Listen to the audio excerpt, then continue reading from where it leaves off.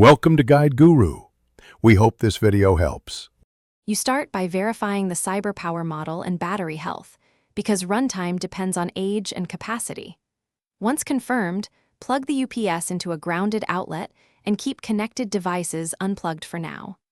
Next, connect the USB or serial cable to your computer and install the Cyberpower Power Panel software. This lets you monitor voltage, load, and runtime. Do this now so the unit can report status during calibration. This first step prevents surprises and gives you a baseline reading. Once the software is installed, charge the UPS fully and perform a calibration cycle. Allow a controlled discharge to around 50% so the battery gauge corrects itself. Then, plug only critical devices into battery-backed outlets and put non-essential gear on surge-only ports. This preserves runtime.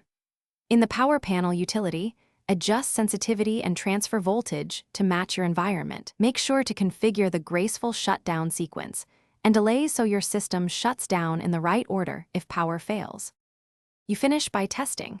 Simulate an outage to confirm the UPS switches to battery and triggers your shutdown routine.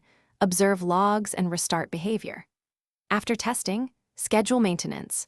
Run monthly self-tests and plan battery replacement around year 3 or when runtime falls below 80%. If you get alarms, check connections and review the Power Panel event log, then run a manual self-test to isolate the issue. This troubleshooting step resolves most problems quickly and keeps your backup ready when needed. Thanks for watching. Consider subscribing if we helped you today.